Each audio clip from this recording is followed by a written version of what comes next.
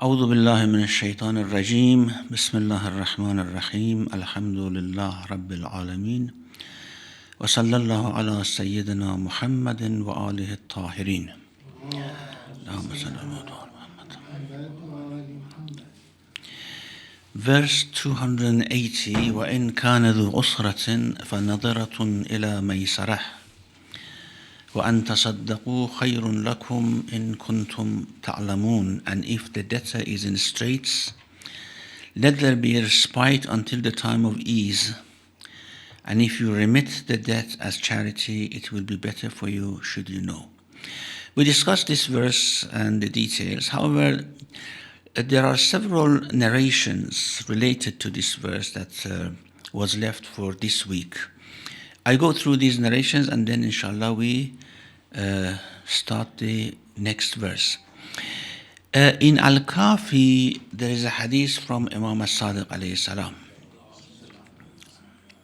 قال سعد رسول الله صلى الله عليه وآله وسلم المنبر ذات يوم فحمد الله وأثنى عليه وصلى على أنبيائه ثم قال أيها الناس ليبلغ الشاهد منكم الغائب ألا ومن أنذر منكم مؤسرا كان له على الله في كل يوم صدقة بمثل ماله حتى يستوفي. One day the Prophet climbed the pulpit and after praise of Allah and greeting his Anbiya, he said, O people, whoever is present should convey this to those who are not present. Whoever gives respite to someone who is in straits, who is in difficulty and cannot pay back the debt, for every day that it is prolonged, the amount of the money that he has with that person is like a sadaqah that he is giving until he takes it back. So this is a very encouraging verse with regards to giving time and respite to the debtors. That's every day, for example, you have given £1,000, the time has come, the person cannot give it back, and you give respite. For every day, it's like every day you are giving £1,000 as sadaqah. And then, of course, you get your money back. And another hadith from Imam al-Sadiq alayhi salam again, he said, whoever wants to be covered by the shade of Allah, where there is no shade but on the day where there is no shade but his shade. And he said this 3 times, and people thought, what is he going to say? What an important thing this act would be. فَقَالَ فَلْيُنْذَرْ مُؤْسَرًا أَوْ لَيَدَعْ لَهُ مَعَهُ مِنْ حَقِّهِ. Either to give respite to a person who is in strait and cannot give back what he has borrowed, or just forego the loan.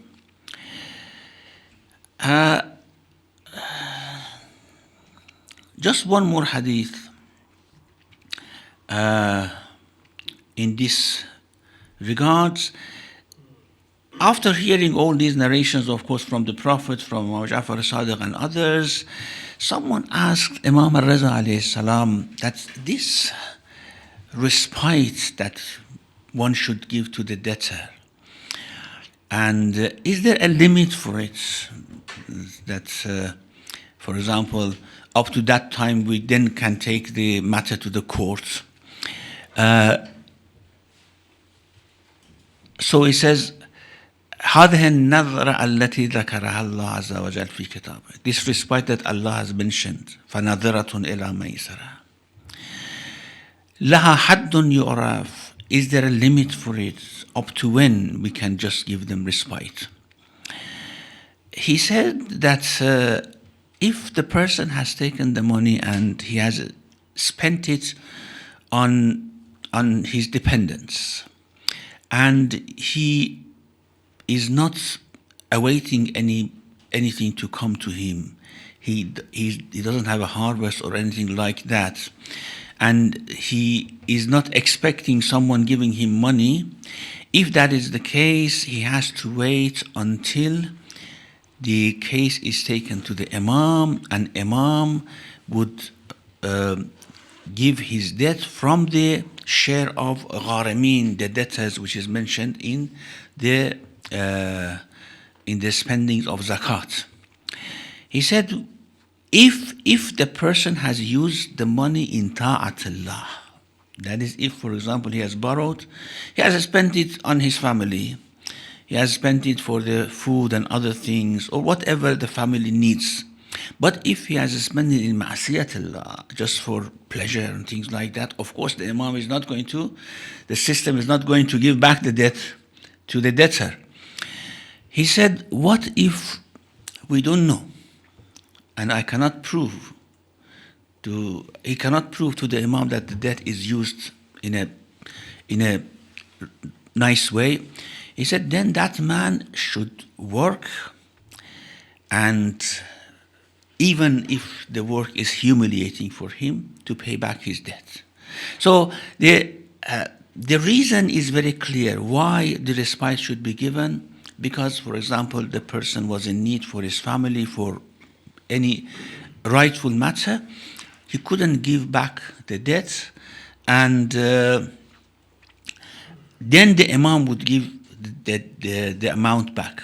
Otherwise, of course, he's either taken to prison or should work to give the money back. Well, that's, of course, there are many other narrations in this respect. I think that's enough of riwayat for this verse. There's one other matter about this verse, which is very important. These sets of verses about usury.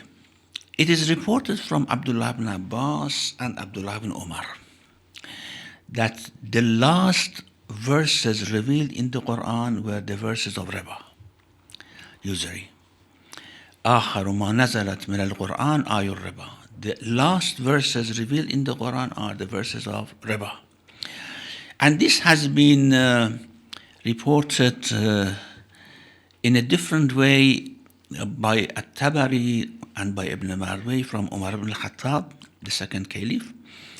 He said that once he was reciting a khutbah, apparently khutbah al-Jum'ah or something like that, and he said, من آخر القرآن نزولا آية الربا. The last verse that was revealed from the Quran was آية الربا. وأنه قد مات رسول الله ولم يبينه لنا. And the Prophet, peace be on him, passed away, and he did not clarify it for us. فَدَعُوا مَا يُرِيبُكُمْ إِلَى مَا لَا يُرِيبُكُمْ. So leave what leaves you in doubt to what you can be sure about. It means do not take riba. The verses are not clear, and the Prophet did not actually clarify how this works. Well, of course, our A'immah alayhimus salam have explained that this is not true. The Prophet explained everything and clarified everything before he passes away. And the verses are very clear themselves. They don't need clarification. However, this hadith shows that even at the time of Umar ibn al-Khattab, there were wealthy people among the companions who were actually giving debt with interest, usury. And because, well, this is how we guess from this hadith, if the hadith is correct, because these people were prominent people, and they would have somehow suggested some confusions about the verse, that it's not clear how much is it, for example, for undue usury, or if, for example, someone is in need and they can invest and we give them some money with interest, it would be fine. So that's why the second caliph says that it is not clarified for us, but it's better to leave all usury because there is a doubt about it. That's one point which he has mentioned and shows that usury was still being practiced after the Prophet. And the second thing is that, again, it confirms that the last verses that were revealed with regards to a ruling was Ayatul Riba. And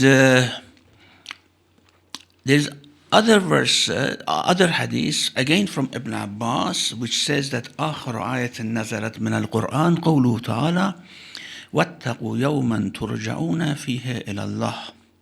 Beware of a day in which you will be brought back to Allah, which is the following verse, which conforms with the previous statements, because these verses have come together. So Ayatul Riba and this verse, وَاتَّقُوا يَوْمًا تُرْجَعُونَ فِيهِ إِلَى اللَّهِ, they have been together. So these are the last verses that were revealed to the Prophet, peace be upon him. Now, if that is true, that's which is quite probable that is true, these are the last verses of rulings revealed to the Prophet, then the claim that the verse اليوم أكملت لكم دينكم وأتممت عليكم نعمتي ورضيت لكم الإسلام دينا, about إكمال الدين, which has been revealed before these verses, because it says that these are the last verses, is not referring to completion of the rulings of Islam, because it has come in the context of the verses which talk about dhabih, that what is allowed for you to eat, what is not allowed for you to eat, in terms of the way you slaughter animals. And some commentators have said that اليوم أكملت لكم دينكم, today I have completed your faith, your religion for you, means that this is the end of the rulings. And by these rulings, the religion is your faith, your religion is now complete. Well, these, of course, which are very credible reports, is actually denying that, and is saying that the Ayatul Riba were the last one, and therefore Al-Yawm Akmaltu Lakum Dinakum cannot refer to rulings. It should be referred to other things, and as of course the Shia scholars say, it refers to the Imama of Amirul Mu'minin, announcement of the Imama of Amirul Mu'minin, which is the completion of faith. Anyhow, verse number 281, وَاتَّقُوا يَوْمًا تُرْجَعُونَ فِيهِ إِلَى اللَّهِ ثُمَّ تُوَفَّى كُلُّ نَفْسٍ مَا كَسَبَتْ وَهُمْ لَا يُظْلَمُونَ. And beware of a day in which you will be brought back to Allah. Then every soul shall be recompensed fully for what it has earned, and they will not be wronged. Again, this is another very, very strong threat with regards to riba. We see that the verses about usury and the sort of threatening language that Allah is using is very strong. فَأَذَنُوا بِحَرْبٍ مِّنَ اللَّهِ. Beware that you are actually declaring a war on Allah by taking usury. And here, fear the day you go back to Allah. As it is actually the completion of the verses of riba. So it is ended by this very strong statement, beware of the day which you will be brought back to Allah, then every soul shall be recompensed fully for what it has earned, and they will not be wronged. Now, about this verse, again, as I mentioned, it's reported from Abdullah ibn Abbas that this verse was the last verse revealed in the Quran. And many other commentators have stated that as well. And it is commonly accepted that this verse, of course there are other views as well, but no one has strongly rejected that this is the last verse revealed to the Prophet. As I said, Surah Baqarah was a surah which started to be revealed at the beginning of migration, and of course the last verses revealed to the Prophet were in Surah Baqarah as well. So it is a verse which sprawls over about 10 years of Medina time. قال ابن عباس هذه الآية آخر آية نزلت على رسول عليه الصلاة والسلام.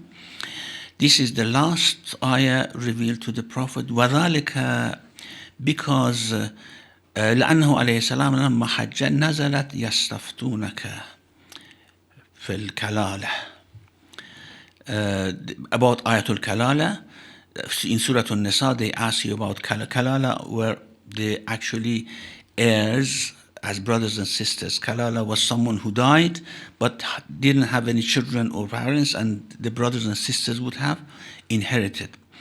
And then when he was in Arafah, it was revealed, Al-Yawm akmaltu lakum dinakum wa atmamtu alaykum ni'mati,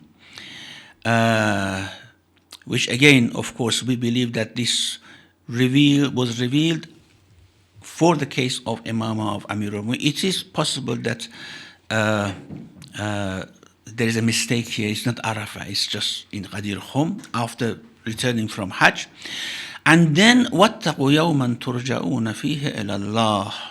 This verse was revealed, and the Jibreel said, Ya Muhammad, put this verse to be the 281st surah of ayah of Surah Baqarah.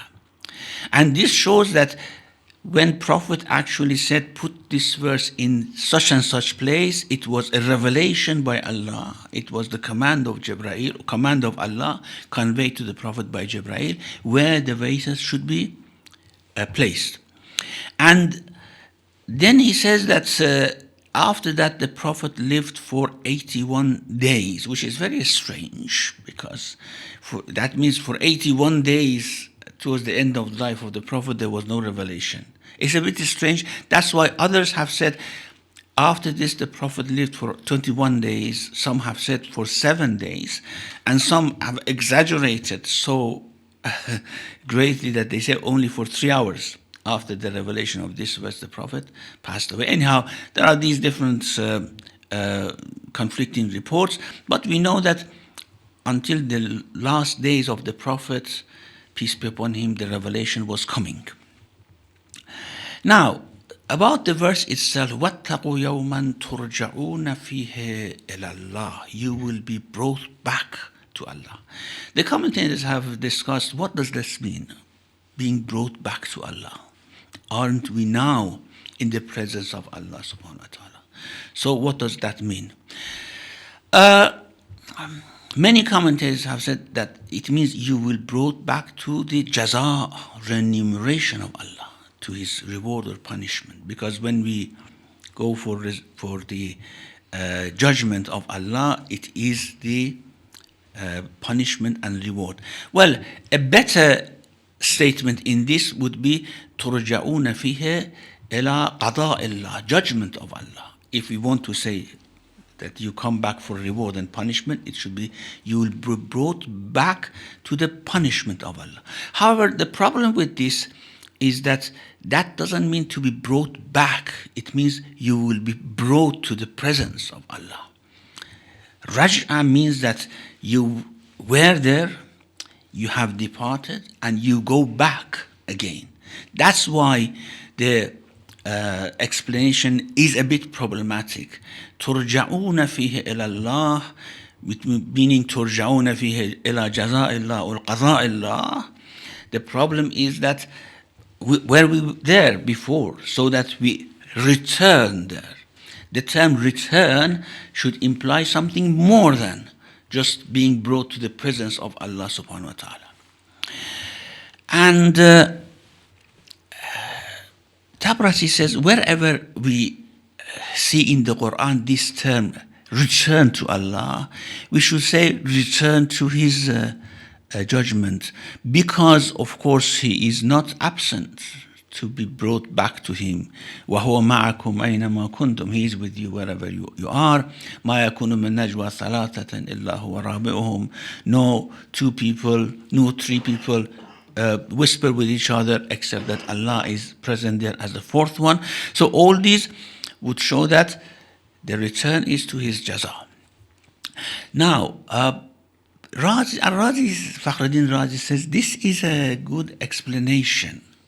However, he is a bit concerned about this return, ruju. What does that mean? It says you go back to him. Was there a time that we were there and we departed and now we are going back? He says, well, he tries to explain it in a sort of beautiful way. He says that human being has 3 different stages in his life. 3 different stages in the way things develop in his life. The first is when we are in the wombs of our mothers. We have no power, we have no free will. We do not take care of anything. It is Allah who's taking care of everything. Okay, so this is very clear. And Allah, of course, has set this system of nature and things go according to that system. So we are absolutely powerless, absolutely powerless. Then we come to this world. Now, when we come to this world, first of all, our parents look after us. And then we grow, we look after ourselves in some respects. Other people have some share in the way we live, the way we can earn things and all these things. So our matter is in hands of either ourselves, apart from, of course, the overarching power of Allah, or others. So here we have a change. We have a difference in the way we are subsisting and preserving ourselves. Then we go to the next life. After death, actually we go back to the state that we were before. We cannot look after ourselves. No one else can look after us.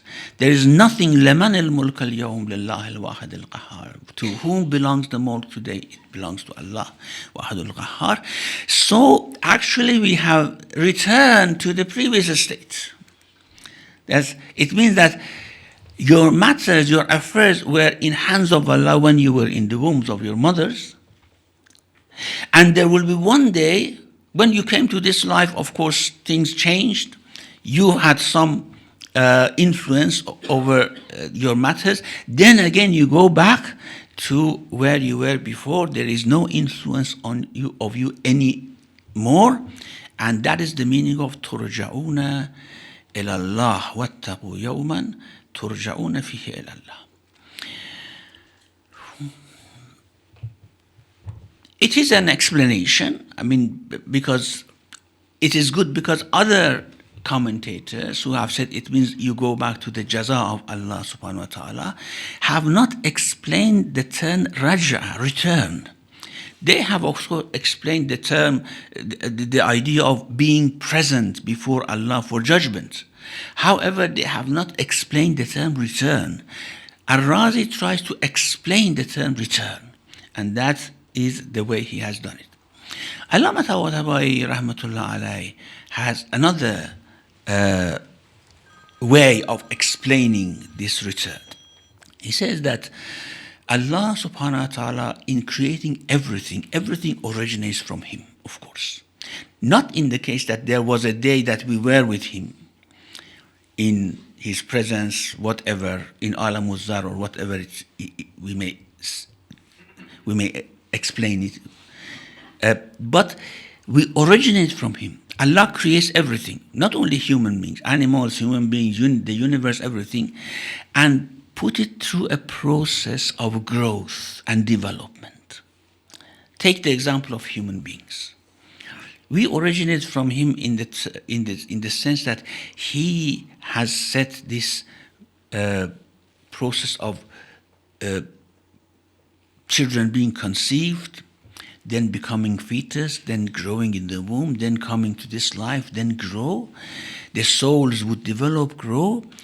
And then after this process is completed for everything, Allah takes it back to him to live or to stay in a realm which is close to him. So we originate from him, we go through a process, and then we go back to him again. عند Allah, we go to عند Allah. Everything comes from عند الله. وَإِن مِّن شَيْءٍ إِلَّا عِندَنَا خَزَائِنُهُ. There is nothing except that its treasures are with us. وَمَا نُنَزِّلُهُ إِلَّا بِقَدَرٍ. We send down with a known measure, and then we take it back to ourselves. After it goes through a process, we take it back to ourselves. So as human beings, we have been originated. We come through this and go through this process, and then we are taken back to him. This is the meaning of ترجعون إلى الله. Not in the sense that we were as cognizant, as intelligent beings were there one day. No, we were not there as intelligent beings. After coming to this, through this process, we became intelligent, and now we go back to live with him after this process is completed. So this is the meaning of ترجعون إلى الله.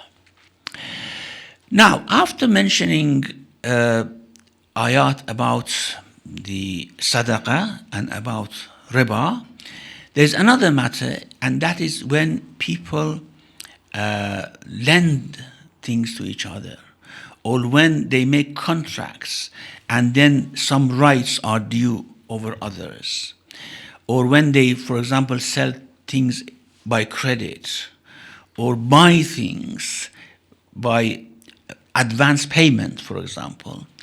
What about them? This is what called dain. The next verse, verse 282, describes there some aspects of this dain. يا أيها الذين آمنوا إذا تداينتم بدين إلى أجل مسمى فاكتبوه. O you who have faith, when you contract a debt for a specified term, write it down. Now this command, whether this is wajib or mustahab, we'll discuss it later on. However, the difference between dain and qarz, there is a difference between dain and qarz. Every qarz is a dain. If I borrow something from you, it is a dain on me that I have to give it back. So dain means a duty of giving something back. So every qarz is dain, but not every dain is qarz. Every dain is not restricted to borrowing. For example, in advance payment, if I want to buy something from you, you say that, okay, you ordered this, it comes next month. And I pay the money. You have to pay the money beforehand. This advance payment, now you have a dain on me to give me the commodity, isn't it? So it's not qarz. I haven't lent you the money. I bought something from you, but you are going to give it to me in next month or next season or whatever. This is a dain. Or for example, in marriage, in the case of mahr, we have mahr mu'ajjal and mu'akhar, for muqaddam and mu'akhar, or mu'ajjal and mu'ajjal.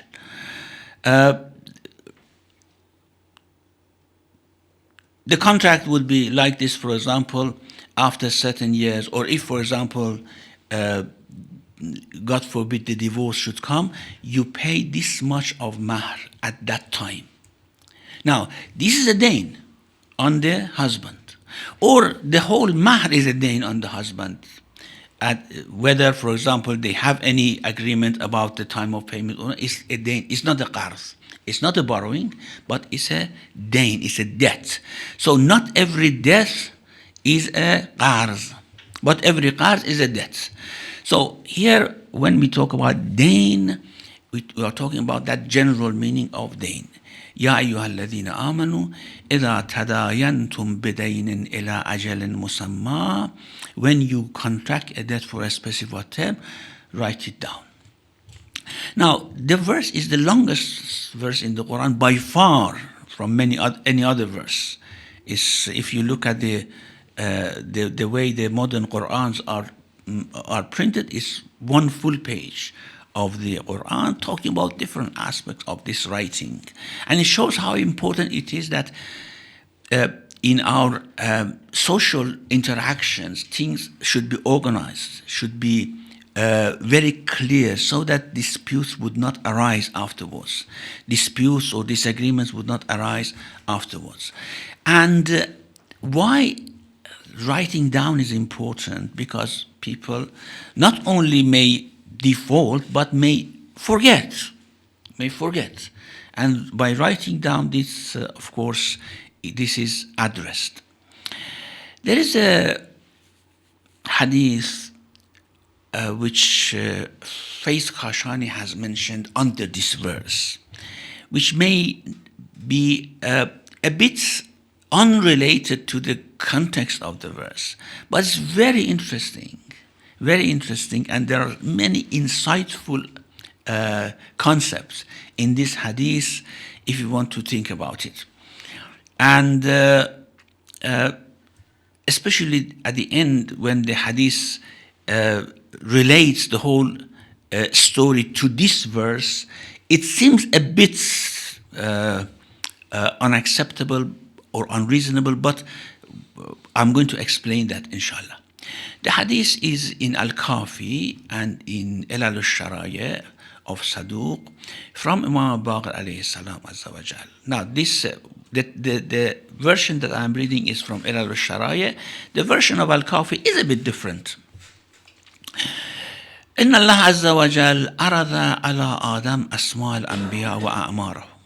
Allah subhanahu wa ta'ala exposed to Adam the names of every prophet and the time for which they live. The interesting thing about this is that Adam alayhi salam was given huge knowledge about his progeny. Huge knowledge. Actually, he knew every member of his progeny, and especially these prominent ones who were prophets, what they do, how long they live. And it was to some extent a bashara for him after being somehow expelled from that garden, a bashara for him that these are the things that are going to happen. Until the end of time, until Imam al-Mahdi coming, and all these things was given, the knowledge was given to Adam alayhi salam. So, and also it's interesting that things are not happening in a way that Allah is negligent, isn't it? It was all there right from the beginning, and it was given, the knowledge of it was given to Adam alayhi salam. So, عرض على آدم أسماء الأنبياء قال فمر بآدم اسم داود النبي. The name of Dawood was presented to him. فإذا عمره في العالم 40 سنة. He saw that Dawood would live 40 years. Became a bit distraught. Very interesting. Adam alayhi salam, thousands and thousands of years afterwards, Dawood is coming to live on this earth, and he sees that his life is short. He becomes a bit upset, distraught. فقال آدم يا رب ما أقل عمر داود. Why the life of Dawood is so short? وما أكثر عمري, and my life is so long. He knew how long he would live. يا رب إن أنا ازددت داود 30 سنة أثبت ذلك له. If I give 30 years of my life to Dawood, will you accept it? Would you write it down for him in your book, in the al-Kitab? قال نعم. He said yes. Again, another very insightful thing here is that things in this world is in an equilibrium. If you want to add something, you have to take it from somewhere else. This is very important. Sadaqah removes the bala. Why? That bala is there. If it's want to be taken back, then something else should replace it. Ismail, because Ibrahim saw in dream that he slaughters Ismail, and his dream is true. He should have been slaughtered. But then Allah says, فَنَادَيْنَاهُ أَنْ يَا إِبْرَاهِيمُ قَدْ صَدَّقْتَ الرُّؤْيَا إِنَّا كَذَلِكَ نَجْزِي الْمُحْسِنِينَ. Because you fulfilled it, I want to reward you. What reward? You don't need to do that, but I give you something else to replace. To replace. Now, couldn't Allah say, okay, just I remove it? But no, وَفَدَيْنَاهُ بِذِبْحٍ عَظِيمٍ. We gave a fidya for it. Why? Because the whole system of the world is set in a way that things cannot be changed unless there are, of course, compensations for them from other places. وَفَدَيْنَاهُ بِذِبْحٍ عَظِيمٍ, which is a lamb. My feeling is just a feeling. Is that Dhabhun Azim is not only that lamb, or that ram, which was sent from heaven, as is said. And of course, we have in some narrations that Imam Hussein alayhi salam is the fidya, which may have some sort of positive idea. But my feeling is that Dhabhun Azim for Ibrahim is all these sheep and goats and camels which are slaughtered on Eid al-Qurban, on the day of Adha. This is the fidya of Ismail. This is Dhabhun Azim, isn't it? It's great slaughter. All these sort of sacrifices which are done on the day of Adha, maybe this is the Dhabhun Azim, because then Allah legislated that this is the fidya for Ismail. Maybe. But anyhow, the important matter here is that if the life of Dawood should be prolonged, then I have to take it from somewhere else. Not that Allah is unable, but Allah has set a system which works like this. So he said, if I want to give from my life to Dawood, will you accept it? Will you write it down? أثبت ذلك. قال نعم يا آدم. فإني قد زدته من عمري 30 سنة. He said, okay, I give 30 years of my life to Dawood. I live a bit shorter. Allah approved that. فأنفذ ذلك وأثبتها له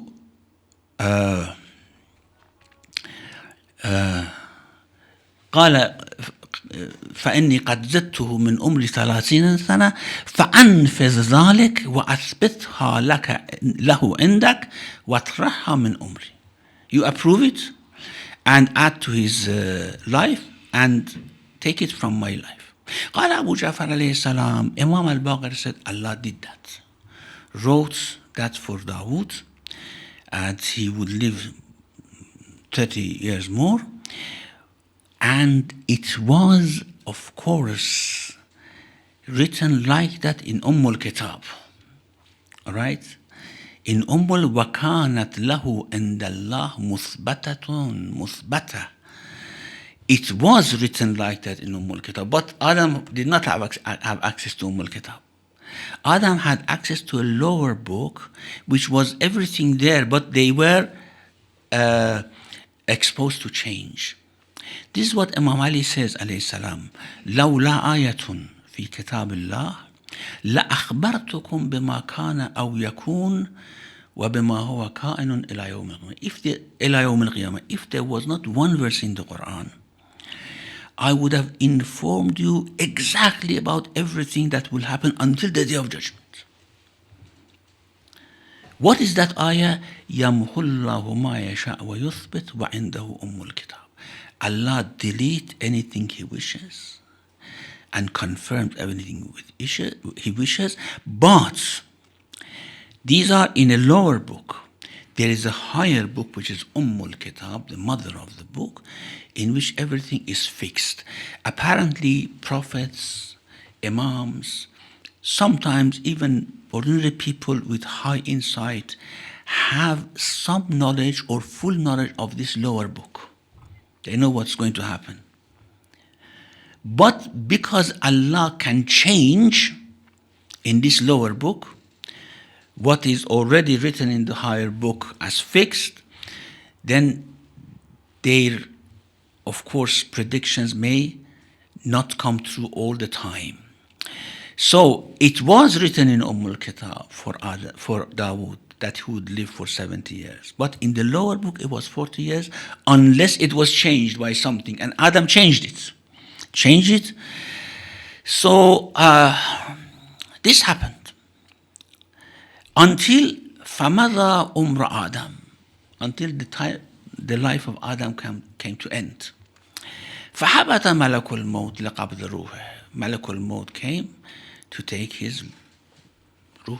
And you know, for Anbiya, even for Salihun from Mu'mineen, Malakul Maut doesn't just suddenly take their soul.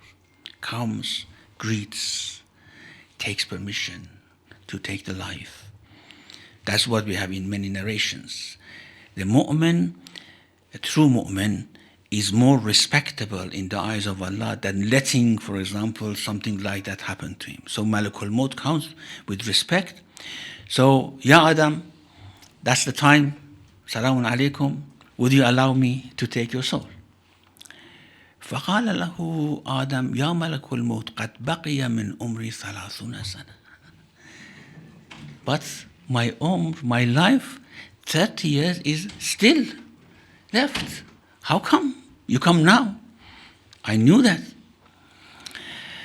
فقال له ملك الموت يا آدم ألم تجعلها لابنك داود النبي وطرحتها من عمرك حين أرد عليك أسماء الأنبياء من ذريتك. Did you not take these 30 years from your life and gave it to Dawood alayhi salam? When the names of the Anbiya were exposed to you, وَأَنْتَ يَوْمَئِذٍ بِوَادِ الدَّخْيَاء, you were in such and such place called Dakhya, I remind you. فَقَالَ لَهُ آدَمْ مَا أَذْكُرُ, I don't remember. Well, many years has passed. He doesn't remember. It's natural. I don't remember. فقال له ملك الموت يا آدم لا تجحد. Are you denying that? Did you not ask Allah to write it for Dawood, to remove it to cut it from your life? And it was written in Zabur for Dawood as well. Again, Adam said, I don't remember.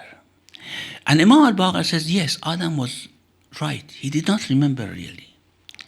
Well, it's possible for Anbiya can forget, as is mentioned in Surah Al-Kahf. Musa said to Khizwat, قَالَ لَا تُؤَاخِذْنِي بِمَا نَسِيتُ. I forgot. I had given you a pledge. I would not ask you, but I forgot. So, about Adam, وَلَقَدْ أَهِدْنَا عَلَىٰ آدَمَ مِنْ قَبْلِ فَنَسِيَ. We made a pledge with Adam, he forgot. Here he forgot. And this is another pledge for Adam, he forgot. فَمِنْ ذَلِكَ الْيَوْمِ أَمَرَ اللَّهُ تَبَارَكَ وَتَعَالَى أَنْ الْعِبَادِ أَنْ يَكْتُبُوا بَيْنَهُمْ إِذَا تَدَايَنُوا وَتَعَامَلُوا إِلَىٰ أَجَلٍ لِأَجْلِ نِسْيَانِ آدَمَ. From that day, Allah decreed that when Banu Adam want to borrow thing or make a contract, they write it down because of the forgetfulness of Adam alayhi salam. Now, this may not be very connected to the verse. However, it is actually very connected. Why?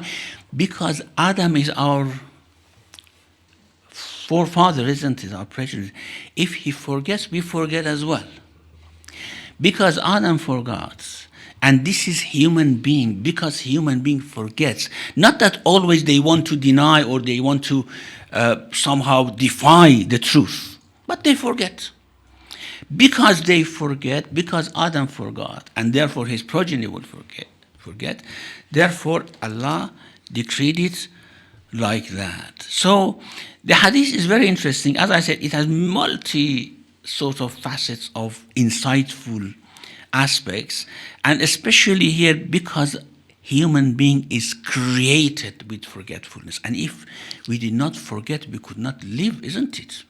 For example, calamity comes upon you. You forget after a while.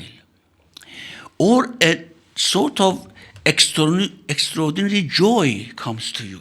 If you do not forget, you always are in the heaven, isn't it? So we forget things, and it's very good. This is how we are created. It's good that we forget. And that's why Allah, because this forgetfulness will bring, of course, conflict, will bring commotion to the society. So Allah says, because of that, يَا أَيُّهَا الَّذِينَ آمَنُوا إِذَا تَدَايَنْتُمْ بِدَيْنٍ إِلَىٰ أَجَلٍ مُسَمَّى فَاكْتُبُوهُ. Inshallah, we continue with the next with the other bits of the verse next week. Wa sallallahu ala Muhammadan wa alayhi tahirin. Thank you, Shaykh Bahmanpour. We've got only 15 minutes. I know it's very interesting, but we have got only 15 minutes, so make your question shorter, and we open the floor for question and answer. Brothers and sisters, anybody wants to? Yeah.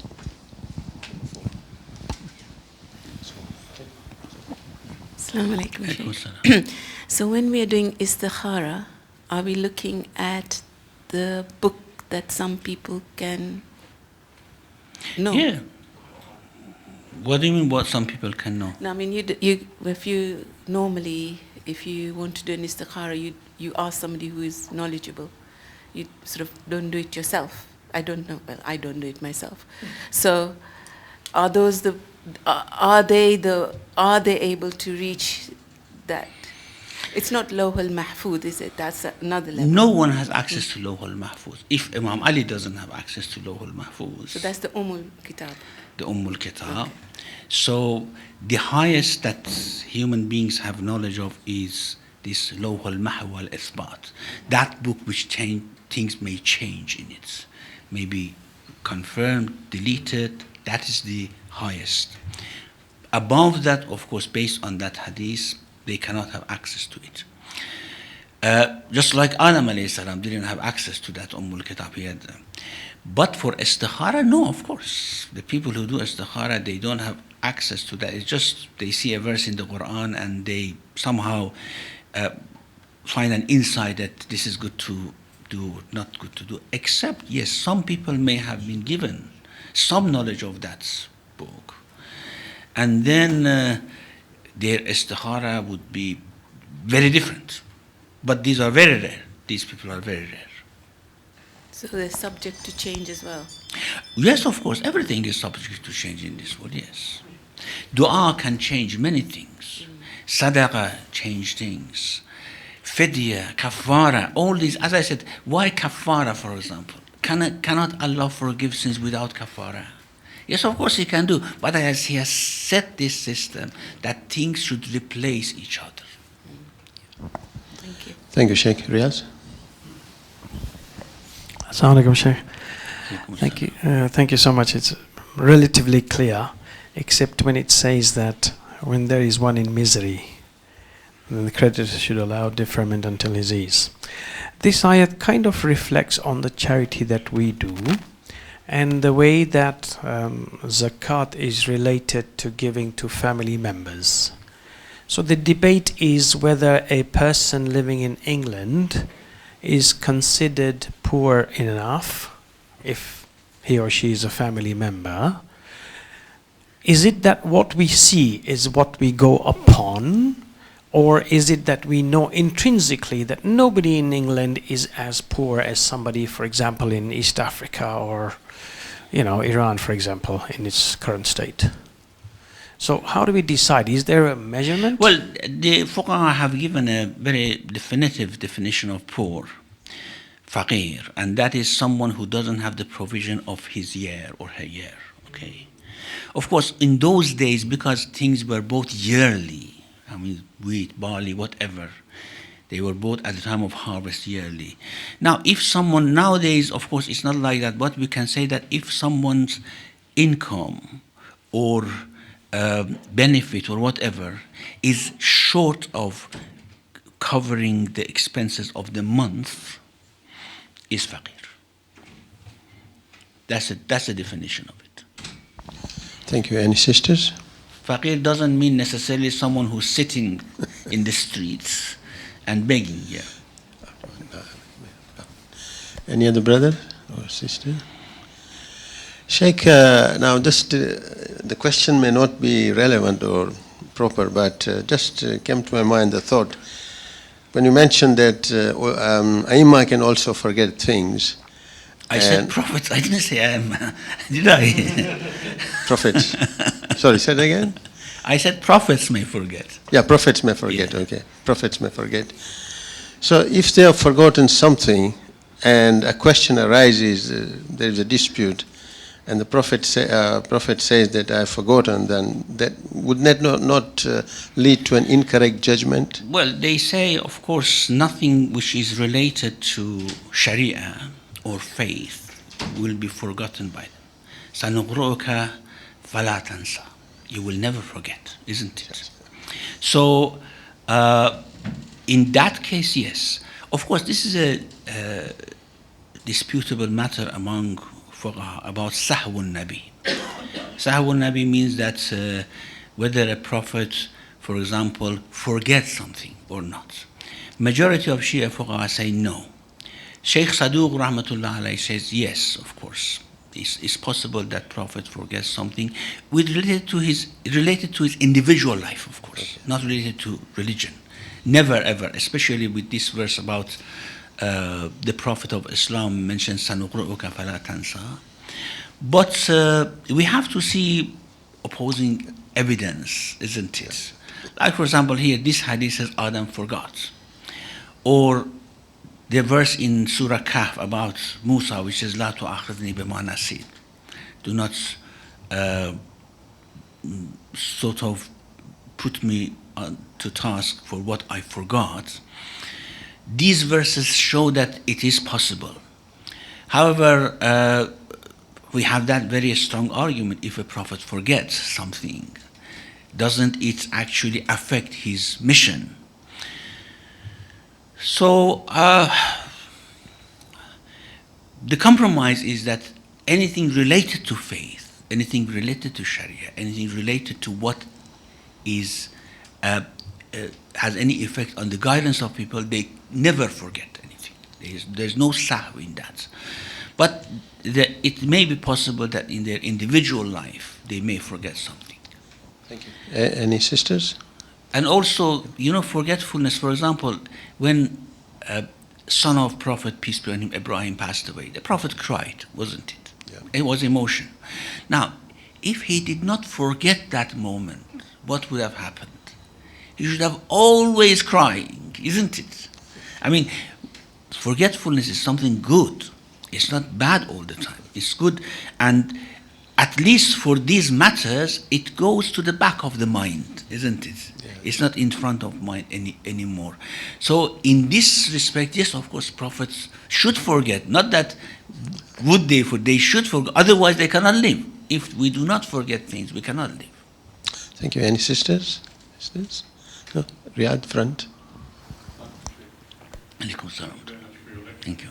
Sheikh, I'm just seeking some clarification regarding the positioning of the verse about the positioning of the verse about the completion of Deen. I always understood that was the very last revealed verse, happened at Ghadir, and seems to really point to the completion of the Deen, as it were.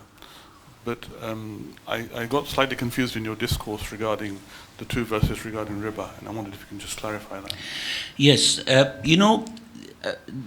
some Sunni scholars argue that because the verses with regards to Zabiha in Surah Ma'idah were the last verses, were the last rulings revealed to the Prophet, therefore, Al-Yawm Akmaltu Lakum Dinakum refers to completion of rulings.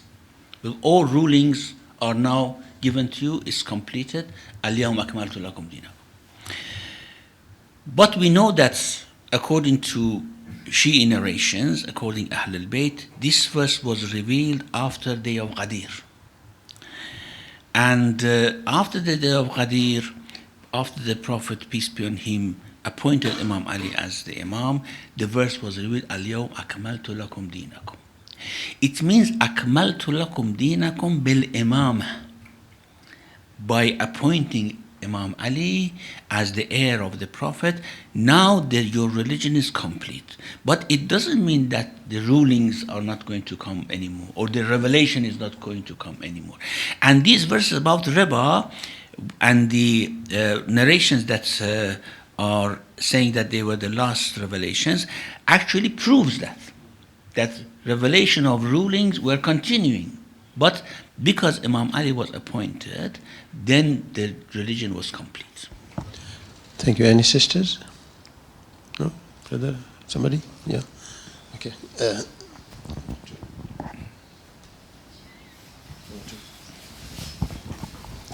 Assalamu alaikum, Shaykh. Just on this, on the hadith actually, I thought very interesting about the equilibrium and the balance. I just wanted to ask, where does test lie if everything is an equilibrium? For example, what I got from what you said was, if there is a calamity, then there is a balancing other side to bring that back into equilibrium again. If someone's poor, then obviously there's sadaqah, which gives him the balance back into life. So is there a test really, or is it just a search of where the equilibrium is in life, if that makes sense? Well, as I said, equilibrium means that things do not change without change brought in another place. So if someone is poor, for example, it may be because the whole system has been set in a way that by wisdom of Allah, this person must be poor. Or if, for example, by dua, he changes his own situation, or by effort, of course, efforts are all included in that equilibrium. It means that something replaced that decree. That replacement may be a dua, maybe a good act, maybe doing good to parents, for example, which would replace that original decree that this person should be poor or his life should be, for example, this long. Of course, it's very, very complicated. It's because this world is so complicated. There are myriads of millions of factors involved. It's not possible for us to find out about that system of equilibrium, how the equations work. But in general, we know that because things have fidya, for example. You do aqiqah for your child, isn't it? That aqiqah means what? Means if there is any decree up there, you remove it by that, isn't it? So it is always like this. The things are so interrelated with each other that one thing we learn is that we be very careful about these matters of sadaqah, of, for example, doing certain things which we are told would remove other things, because this is a system which is working like that. Thank you. A couple of minutes. Anybody? Anybody? No? Thanks, Muhammad wa ali Muhammad salawat. So we continue next week, inshallah.